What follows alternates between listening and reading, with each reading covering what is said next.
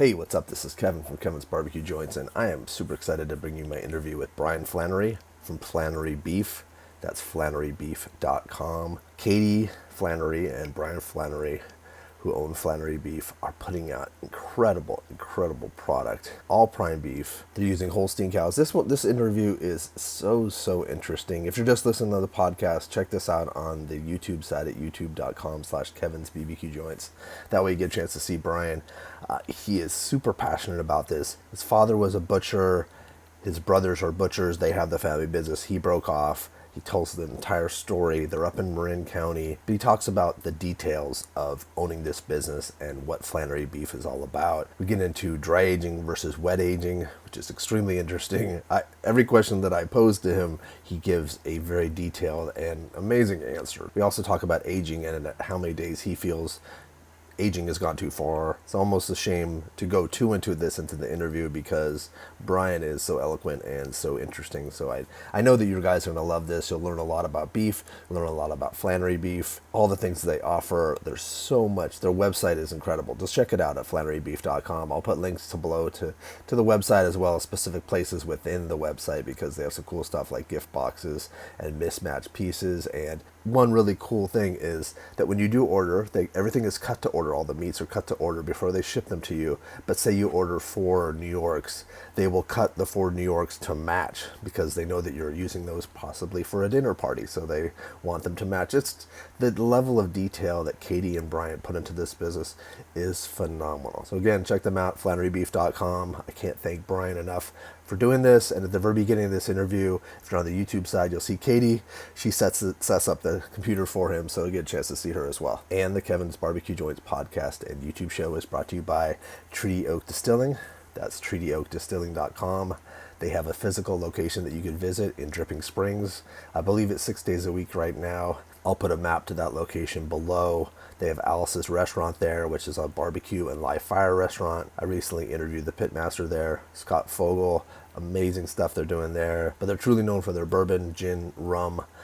And when the fog of COVID starts to lift, they'll be doing tours of their distillery as well. But you can now go to their property, eat, drink, be merry. Again, that's treatyoakdistilling.com. And I have a website at Kevin's BBQ Joints. Check out all these podcasts, YouTube shows, collections of things that I put together, as well as write-ups, breaking news, stories, ton of content, ton of fun stuff if you're into barbecue, pits, knives, cutting boards, really cool stuff. I'm on all social media at Kevin's BBQ Joints. If you're digging these, please subscribe. I'm putting out 2 to 3 of these per week. Try to keep you busy during this COVID stuff, but also just in general, just try to keep you informed. Lots of different facets of the barbecue world. Hope you're staying safe. Thank you for all the support. Enjoy this. I just want people to at least see that, it's a family thing. Yeah.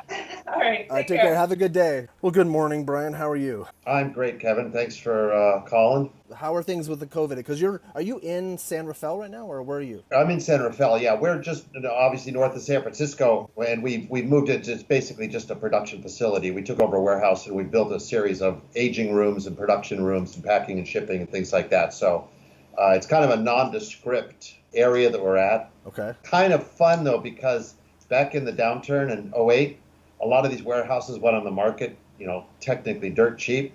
So there's a lot of people bought them. For example, Sammy Hager's bought one. Really? The guy from Great bought one. There's a whole bunch of car collections all around us. I think we're the only people working in this whole district. But, are you off of downtown San Rafael? Is that kind of where? North of that. We're off of Lucas Valley Road, Smith Ranch Road. Okay. So it's the last San Rafael exit before you reach Novato. Oh, okay. All right. We're just north of Terra Linda. Okay. Yeah, it's beautiful up there, and it's hard to believe, like, sometimes when you're up there that it's part of, because it's so different. I'm in Los Angeles. Like Central Coast is so different than it's like the Pismo Carmel area. What an amazing state we have. Just the rolling normal California hills with the oaks, the valley oaks. It's really pretty. That's really beautiful. So let's go back. I want to talk about Flannery Beef and all the amazing things. And I was lucky enough to receive some on Wednesday, so I got the beef short rib, the plate, Okay. and the Uh-huh. bacana, and I'm just it's number one. It's the most beautiful meat I've ever seen cryovac, and then I can't wait to actually cook it. But how? So it's a family business. Your father started the business? Yeah, actually, my father started that picture that's on our website. Mm-hmm. That was a business that he ran in San Francisco back in the 40s. Okay. They actually ran, it was a single butcher shop, and nothing but meat, no fish, no poultry, no produce. And they had 80 butchers, 80 Wow. full-time butchers in a retail store. Yeah, it was just mind-boggling. Then in 63, he left there and bought a meat concession. In those days, it was not unusual for a market to have a separate owner for the meat, a separate owner for the produce, a separate owner, So that was one of those kind of things in San Francisco. Okay. Yeah, and so that's kind of where it started. My brothers still, they carried that on. They have a similar store going real close to the original location. Oh, I didn't know that. Yeah, it's called Bryan's. We're not very innovative with naming things.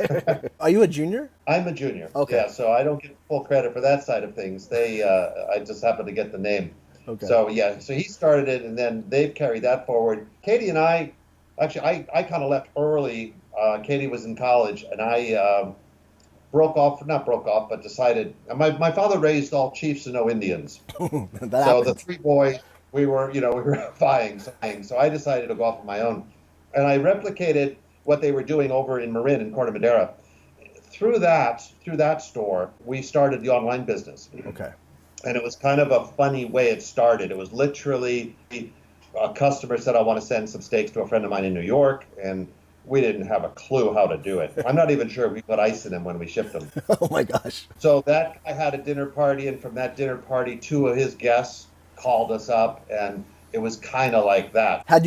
So you had already broken off from your brothers at the time, or no? Yes, yeah. So we were running our own high-end deli. We did meat, fish, poultry, but it wasn't a deli like where you buy salami. It was all like grilled ahi tuna and Chateaubriand, and more of a you come in and take out dinner type of thing, then go home and heat it up. That's nice. But anyway, so yeah, well, it was pretty good. So the website started in that location, Okay. and then we evolved through that. A couple of restaurants approached us and wanted to carry our meat, and so then we became USDA. We became a USDA facility in order to facilitate that. Okay. And we actually then started shipping to Hong Kong through another situation. Oh, interesting. All these things, this was out of this little deli, and these were, and it reached the point, it was pretty funny. I was just reminiscing. We would have shipping boxes all over the retail cases. Like if you walk into a Safeway and you're, the region where the ham is or whatever. Yeah. Well, the top of that was just all these shipping boxes because we had no place to put them other than in the retail section. So we left there in 2000, the beginning January of 2012, and we came up to this location. Okay. And took a 5,000 square foot unit and just started with about, maybe under 2,000 square feet of refrigeration. We just built refrigerators inside this warehouse. Oh, wow. We filled it. And last January, a year ago, January, we took another 4,000 feet adjacent to it, and we moved into there, too. So we're almost 10,000 feet here in this location. Were you aging at the time with your brothers? Were you guys aging meats much? Yeah, in fact, it was originated my dad. My dad they always aged. The people that owned that company that he worked with were first-generation Frenchmen that were in the meat industry, and they brought the whole concept of not only the aging, but the style of butchering. Which is a European style where you hardly ever use the bandsaw. Most of it is the natural seams. Okay. And so you're breaking the beef down into the natural muscles and the natural seams that exist rather than cutting through them. Yeah, it is pretty neat. Before we jump forward, can you explain the difference between wet aging and dry aging? Yeah, it really is interesting. And, I don't have anything against wet aging, but I do not believe it's worth a damn. And I'll tell you why. The thing that goes on in the aging process, there's two main things that are happening. One is we're evaporating the moisture. So I use the analogy of when you're making a demi-glaze. Okay. You start with a stock and you reduce it. What's happening is you're evaporating the moisture, and what's retained is intense. Mm-hmm. The flavor's intense. That actually occurs in the dry aging process. As the moisture leaves, it intensifies the flavor. The other thing, and I think almost equally as important, is any protein will have living organisms in them, the enzymes, and they're aerobic. They're triggered by air.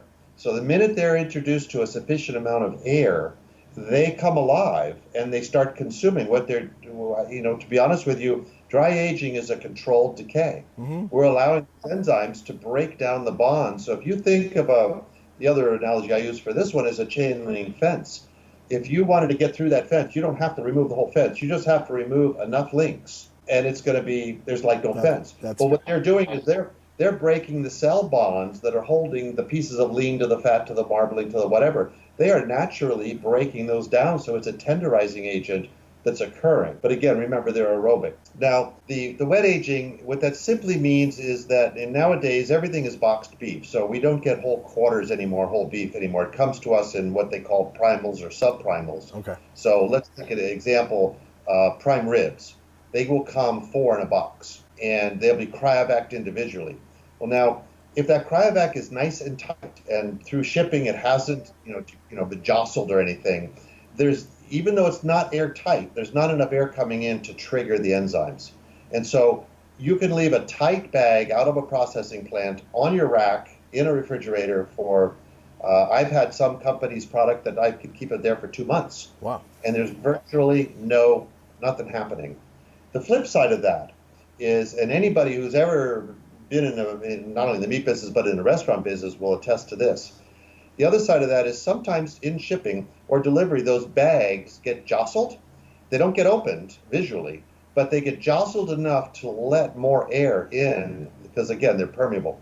What happens then is there's enough air in that bag to trigger the enzymes. Now, being a living creature, they're consuming, but they're also off-gassing. Okay. And if you've ever seen a package that's blown up, sometimes you forget in your own refrigerator and the package is expanded like a balloon. What that is the off gas from the enzymes. Well, that makes sense. That has stayed in the bag. Now, when we do our dry aging, that off gas is evaporated out with the moisture, and it's the whole system, the refrigeration and the blower system removes it. And so, going back to why I don't believe in wet aging, if you have a bag that's degraded and it starts to bubble like that, if you leave it in there for 10 days, 2 weeks, that odor, which we've all seen one time or another, will permeate the entire piece of meat. It's not like you could trim off the outside. It's gone. It's completely into the whole thing. And so that's kind of my point. Without the enzymes, 50% of what's happening with the aging process is not happening.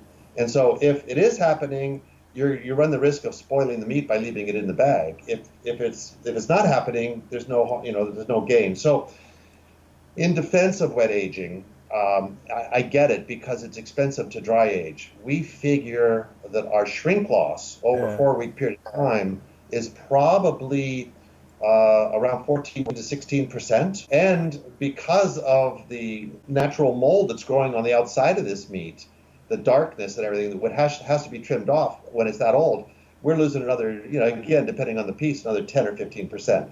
So to a normal processor, they can take it out of that bag, call it wet aged, and sell 100% of what they bought.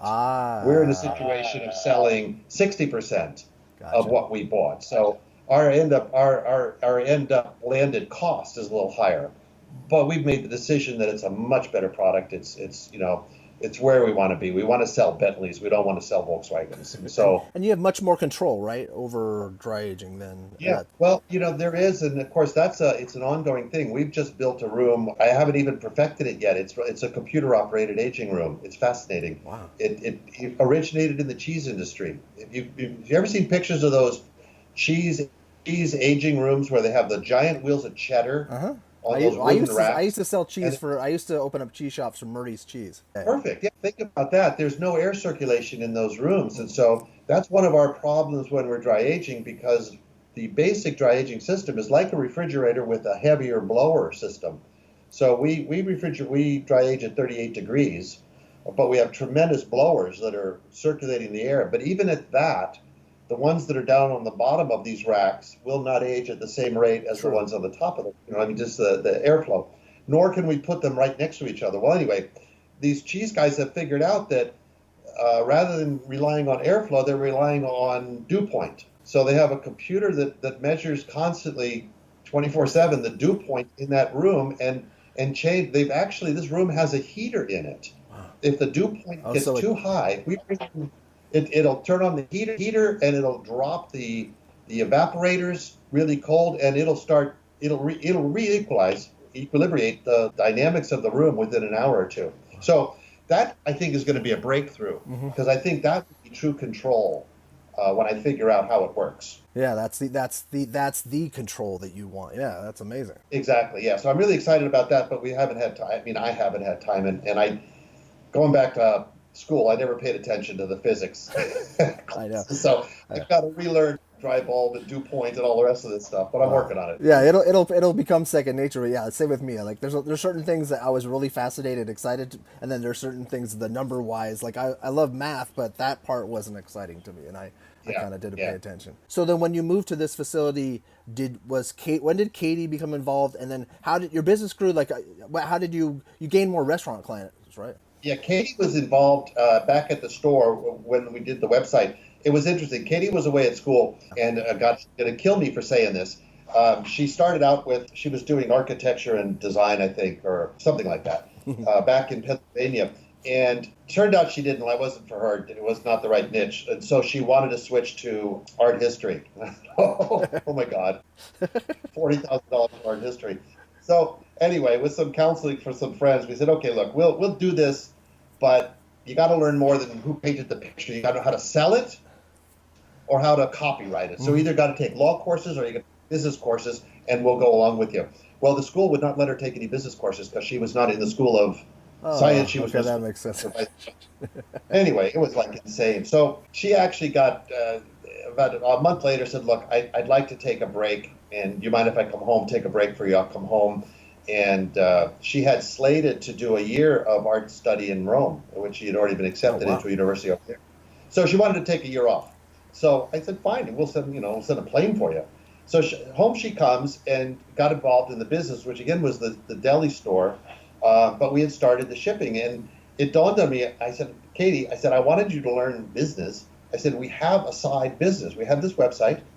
You can take credit cards. We have a product. We have a presence. Here, do something with it. In 6 months, she tripled it. Went nuts. And looking back, I think the secret that I didn't have enough sense to realize this. I guess she was probably 23, something like that, or younger. She had the authority. So she was able to make a decision and have to live with the consequences if the sale worked or if you lost money, you know what I mean? Mm-hmm. And that's such a dynamic thing for her that she kind of got the bug. She did leave and go to Rome thinking she could run it remotely, two things. Apparently the web service in Rome was like intermittent, always crashing on her and like that. So anyway, after 6 months in Rome, she said, hey, look, I'd rather come back and get involved in the business. And so she's honestly running it now. I'm taking a step back. She's and of course, like, we would not have this conversation if it wasn't for her to even set this up for me. Yeah, that was nice. So she's doing things like Instagram and running our website and up, it's great. So yeah, so that's kind of how she got into it, and now she's running the entire business right now. Wow, she's doing an awesome job. And your product, I want to talk. So is it primarily Holstein cows? Yeah. We evolved to the point right now where we're doing, I'll bet, 95% of our product is Holstein. Can you explain why and about Holstein? I stumbled across it accidentally because I'm always looking for a better product. I've constantly got my ear to the ground to who's got a better product. And a supplier said, I heard of this company. They're supposed to have something really great. So I said, okay, give me a whole case, because you can always salt the mine. I didn't want to. Yeah, that's true. Oh, for sure. So I took the sealed case, and it was a more expensive product, and I didn't know that it was Holstein. All I knew it was USDA Prime. Mm-hmm. And so in the box of 4, 3 of them were good, but they were not worth the extra money. The 4th one was holy S. I've never seen something so beautiful in my life. I mean, it was like a revelation. And so I got on the phone that afternoon to that company and said, hey, man, I like your product. This number 4 piece, I'll pay you even more than you're asking if I can have those. Yeah. I can't pay you the extra for the average stuff. But so He said, well, come on down and you could pick your own beef. I said, oh, shit. So I was on the plane the next day. And anyway, it didn't work out because they were processing at, and I'll tell you who it was. I mean, I've got nothing but good things. It was Eric Brandt from Bryan Beef. Oh, okay, yeah. Basically down in southeastern California, down in Brawley. Mm-hmm. He was the one who introduced me to this. But there was no discussion of Holstein, and it didn't really, I never thought to ask. It was just, it wasn't on my radar. Mm-hmm. So anyway, long story short, that's how we evolved. But one thing I noticed is the Holsteins have a very small eye. Like, for example, a New York strip, a boneless New York strip from an Angus steer will be 14 or 15 pounds. The same thing from a Holstein will be 10 pounds, maybe 11. The diameter is smaller. We get some New Yorks that are the size of a large fillet. Oh, really? And it was interesting because going back to that day when I went down to pick the beef, they were very large carcasses. They were like 850 pound carcasses. Normally, we were using a 650 or 700 pound Angus carcass to get the size of a steak that you could, like the typical ribeye size. Mm-hmm. Well, these were, much bigger, 150 pounds bigger carcasses, but they had smaller eye. And I just thought, well, that's interesting. That is, that's fascinating. I never thought about it. Anyway, it took me about 6 months to figure this thing out, that it wasn't completely different and that it was Holstein. Then it made a world of sense. Because if you think about when you're seeing live animals in the field, the Angus look like fire plugs. They're 5'10", 210, they're buff, they're, whereas a Holstein, a dairy animal looks like they haven't eaten in a week. Mm-hmm. The bones, the hips are sticking up, the shoulders are sticking up, you can count the ribs. But that's a bigger animal than the Angus. A full-grown Holstein is a bigger animal than the Angus. But what they're more gangly, their bone structure is altogether different. And so while it's a bigger carcass, your net product from our perspective is less. Mm-hmm. And that's one reason that a lot of butcher shops don't want to touch it, because their cutting percentages are less than from an Angus. Yeah. The other reason is really an interesting thing, and this is true of almost any industry. It's the blinders. Uh-huh. It's like, oh, we don't use that. That's a dairy animal. It's not a beef animal. And, it's like, I've had lots of conversations with people that have that attitude. And I say, you're missing a bet here. Are Holsteins raised specifically for dairy and then they transition to use them for beef? These are the males. These are the males that have no future in dairy. So these are the males that would be going to it's caged veal. It's where they take the veal. Yeah. Interesting thing, when you wean a calf from the cow, if you move that calf to a pasture just to eat grass, within a week the meat will turn red. So if you were to process that calf, a week of being in the pasture, would be red like beef.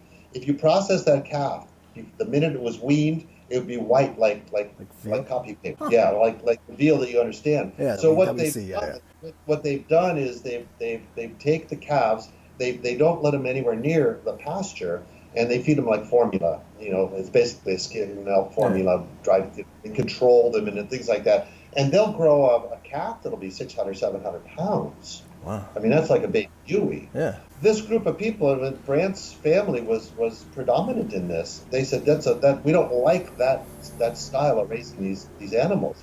We're going to see what happens if we put them in the pasture along with like Angus. So they were really the pioneers on this whole thing. Sounds like it, yeah. Some of the stories are hilarious because think about this. A dairy animal lives on, real close to the barn, to the milking barn. They never really are out roaming the hills, mm-hmm. right? True. They don't have the institutional knowledge of grazing. Sometimes they put them out in the pasture, they would stand there. And they have no idea what to wait for the food to be brought to them. So it's been a trick. And also, I mean, I think that's helped the quality of the beef because it's a continual supplement. Mm-hmm. Even if they're in a pasture, it could be the most idyllic pasture in the world. You're going to do supplemental feed, and they're feeding the Holstein a much longer period of time than the Angus. Wow. Far longer number of days on additional feed. What's the flavor difference? The flavor difference is more rich and more consistent. If we ever have a chance to physically get together, I would bring an Angus steak and a Holstein steak. And in 2 seconds, you would be able to see what I'm going to talk about. Okay. The marbling in an Angus will have, and the marbling, for anyone who doesn't know, are the specks of fat within the eye of the meat, within the steak itself. The Angus will have intermittent marbling. It'll have a large chunk, and when I say large chunk, maybe the head of a thumbtack. Yeah. But it'll be a large one, then it'll be a little bit of gap, then it'll be some little ones, there'll be another large one, then there'll be a little bit of a gap. And so it'll be, if you look at that, you can see, well, this is more fatty in this little section than the other. If you looked at the Holstein, there's virtually no of that large fat, but there's a plethora of the pinprick fats. The intermittent, wow. So it's almost like they describe wine that's smooth on your palate. Mm-hmm. When you have one of the Angus that I've described, if you're really paying attention, one bite can be through the roof flavor-wise because that's a high proportion of the marbling in that section, and the next one can be a leaner section, and so you could have dips. No, I've and had valleys. that. I noticed that. Yeah. With the Holstein, because it's just this Milky Way, it's more uniform. It's like this thing's just like unbelievable. Another interesting thing about this, what I'm going to say now is all conjecture. I have no scientific knowledge for this, but I know I'm right. Okay. I love it. When they're in pasture, when they're being fed, they are doing something different with that feed. Now think about the reason that the Angus or 510, 210 is all animals have a certain amount of energy. Think of feed as energy. They have a certain amount that they need to ingest just to grow, to put on the body mass to reach maturity. So anytime they have extra food, they're doing something else with it. Angus are notorious for loading up the outer fat, the outer bark that would be on the outside of a New York or the outside of the rib. And when they have excess energy, it generally goes there. Well, now think about these Holsteins. You can always see their ribs. What are they doing with their excess energy? Now, the males obviously aren't producing milk, and they're not putting the fat on the outside of the loin, right?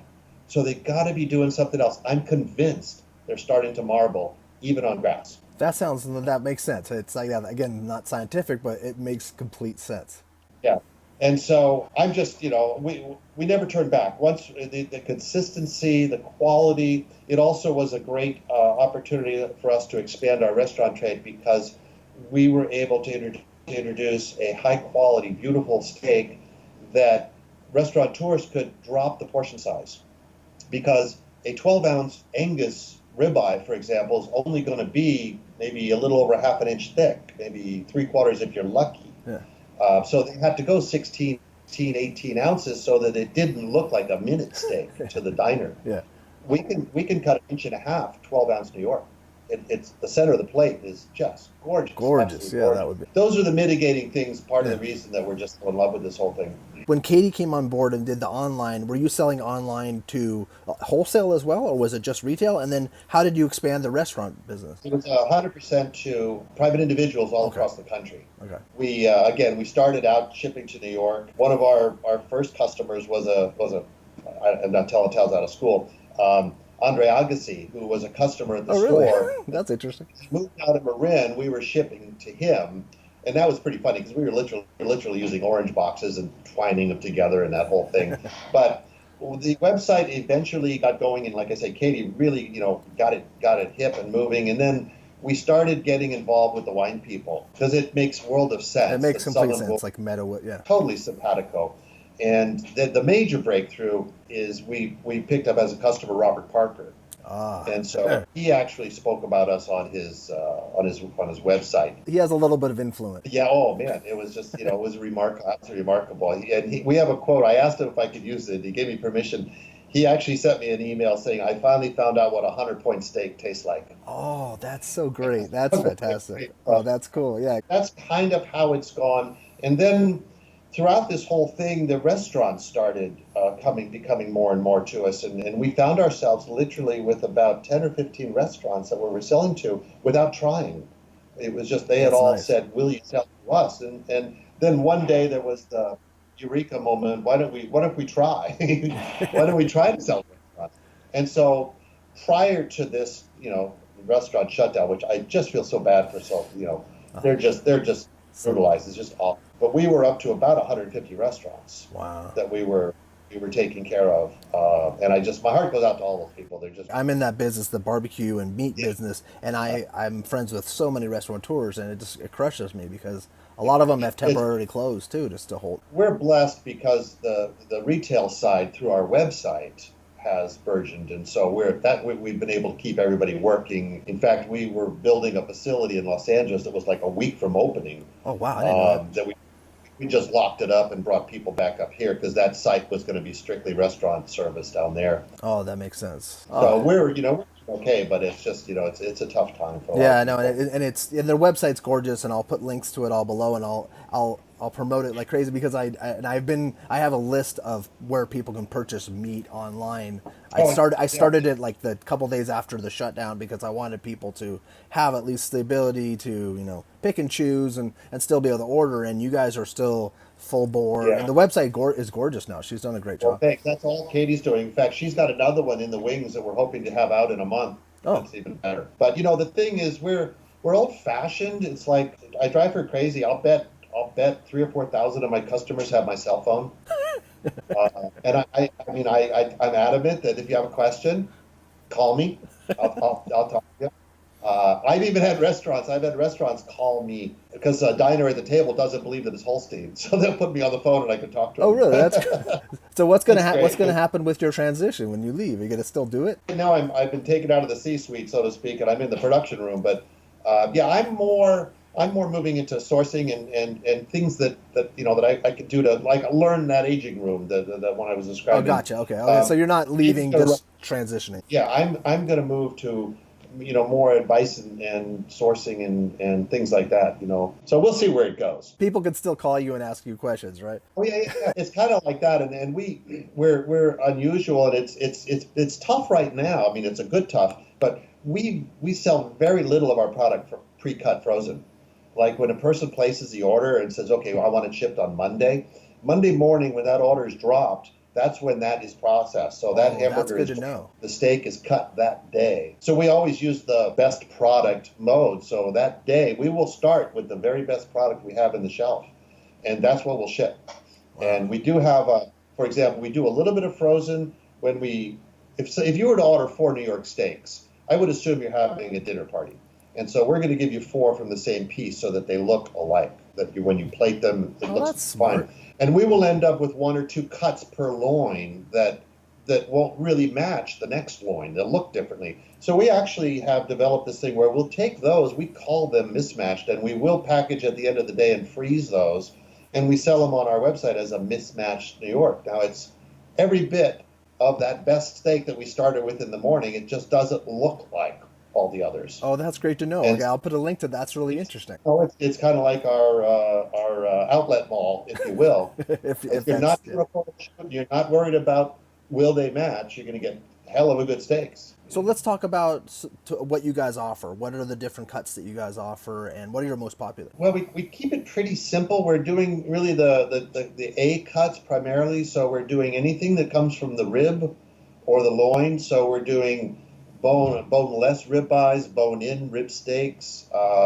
We're doing Saratoga steaks. That's a name we came up with. It's when you pull the rib cap, which is the spinalis. When you pull the rib cap off of a ribeye steak where it has like an outer cap that's a little darker texture color, but that's what the flavors. When you do prime rib, everybody goes for that outer part. Yeah, what is that called? I've heard. What is it called? The rib cap. Okay. But the Latin name is spinalis, but it's the rib cap. Okay, that's why I thought it was spinalis. If that's removed, then what happens is the ribeye, which normally has a certain amount of fat, the tail or that fat that's in the middle of it, that can no longer stay with the remaining piece. So if you trim that out, you end up with a ribeye fillet. And so we do that on occasion too. On the New Yorks, on the loins, we'll do porterhouse, T-bone, bone-in New York steaks, boneless New York steaks. We do fillets, 2 or 3 sizes of fillets. We limit it to 10-ounce fillets as a maximum because, again, going back to the smaller size, it would be overwhelmingly thick to get beyond a 10-ounce fillet, so we cap it at that. Then the other item that, and these are all prime. We do everything is prime. Yeah. We do prime hanger steak, which is one of our top sellers. It's a marvelous, at the prime level. I really would not be interested in at the choice level, but at the prime level, the flavor is dramatic and they're fantastic. And it's a great cut of meat because we sell it for $35. It's guaranteed to at least 1.5 pounds. They usually ship at about 1.75 pounds. But they're completely trimmed. The nerve is removed. We have to cut them into 2 pieces to get the nerve out of them, but So it's 100% usable meat. So what you get is 100% usable, ready to grill, like right out of the And what a bag. great price! They're- Like it's your, and I was noticing too, your prices for what you're getting are phenomenal. They really are. Well, I appreciate it. I mean, I'm real sensitive to that. In fact, when this thing started, when this whole restaurant shutdown thing started, we actually put everything on sale, and we're continuing every week. We're coming up with something, rather than I want to participate in this, and I mean, I think we've got a great product, and I just want to price it at a fair price that's got a value. Mm-hmm. And we'll go from there. So I appreciate you noticing that, because compared to others, we are. It's not inexpensive. It's not like just going Right. and to the supermarket getting choice or whatever. But it's to be expected. But you can tell what you're getting value wise. It's pretty amazing. I was shocked the first, even before I had a chance to speak with you guys or even email. I was shocked by your pricing. I thought it was, and now I've noticed that there are discounts that are popping up weekly. Yeah, we're just doing it aggressively during this whole thing because people are stuck at home. And our New York steak is not a Tuesday night dinner. It just isn't. It's an anniversary or a birthday or a promotion, or, it's a celebration. So we're trying to do, like, for example, during this last 3 weeks, 4 weeks, our ground meat has moved to our fourth seller. I could see that. Well, because people, we got to be a little economical. They can't have a steak every night. So we're noticing that. We're trying to come up with other things. We're probably going to launch skirt steaks and some things that would be lower price points, but what a good value. What's the blend for the ground beef? Well, we did have this thing originally. We called it the Burger Builder. It was just phenomenal. We gave you the choice to pick your burger. Oh, interesting. There was, like, I don't know, someone said there were 7,000 or 8,000 combinations that you could choose. You could take prime brisket and Wagyu short ribs and bacon. You can tell us, and we put it together for you. Well, the USDA put a kibosh on that a couple of years ago. They've gotten really strict on testing. Mm-hmm. They want everything tested, Yeah, every batch tested. But now, as I was mentioning, when you order 4 pounds of hamburger from us, we grind 4 pounds of hamburger for you. Well, that's considered a batch with the USDA, and so they want it tested. Oh. How the hell am I going to do that? I'm going to spend $100 to send it to a laboratory? Anyway, so long story short, You can't. Short answer to your question, what we did is we went back and looked at when we were doing the Burger Builder and allowing our customers to design their own burger. It was the 80-20 rule. 80% of all the blends fell into one of three categories. So now what we're doing is we're making those three. We call it the traditional would be the middle of the road, great flavor, probably an 80% lean, but a nice fresh flavor. Then we call one the rich blend, which would be reminiscent if you were using a lot of Wagyu or a lot of brisket. Moist, high moisture content fat, probably a 75-25. So it's a little fattier, great flavor. Yeah. Then the other one we call the adventurous blend, which is actually the leanest of the three, interesting enough. Huh. But what we use is we use the dry aged ends, because when we're cutting the steaks, we're removing those from the steak. Now, it's technically no different than Brasolo. It's air-dried beef. So we cut them off, trim them up, and then use that. What you get is that intense flavor. I was talking about the demi-glaze illusion. You'll get this intense flavor with a very lean piece of meat, because this is the face of a New York strip. So it's more intense. It's much more intense, even though it's leaner. Like a 15% fat burger that will taste like a 25% burger because it has this dry. So that's the three that we do. So it's like I tell people, if you're just starting, do the traditional, and then move to one of the other ones. You'll find the happy medium. You'll one of those three will be exactly what you want. Doesn't Kevin Meehan have a? Yes, yeah. I just thought of that because it's unusual. We've done something unusual for Kevin.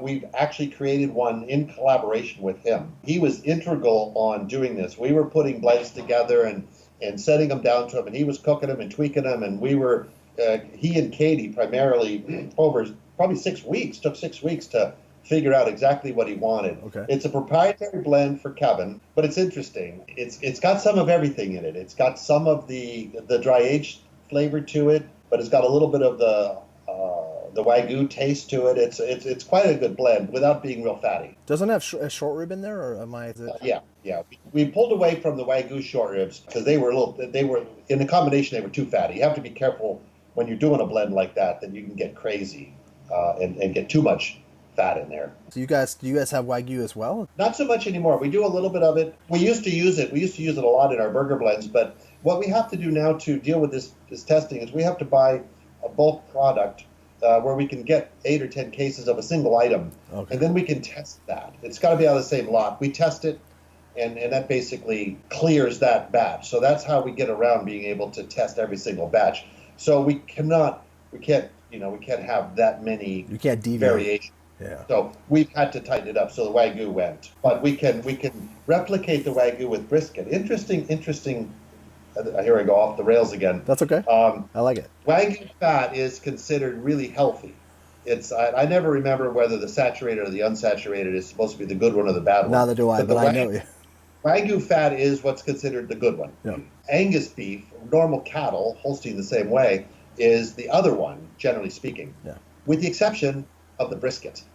The brisket of an Angus beef is different fat than the rest of the animal. Huh. It's like Wagyu. If you touch Wagyu fat, you touch brisket fat from an Angus, it's the exact same thing. That's interesting. That's a cool little aside. I never knew that. Yes, the brisket is the healthy fat, and that's you can see probably why for generations the brisket was such a mainstay. Well, and a lot of people that listen to this show or cook in Texas, that's brisket. Brisket's a staple, so that's interesting to know. Not all of them are using Angus Prime, but going to your question, if you were to take brisket and combine it with anything from Wagyu, it'd be overpowering. Yeah, too much. You'd go too far on that. Just like, for example, when we used to do the burger blend that you could pick, we would not allow people to put a hanger steak with the dry aged ends, because they would just, they would overwhelm each other. That's for sure.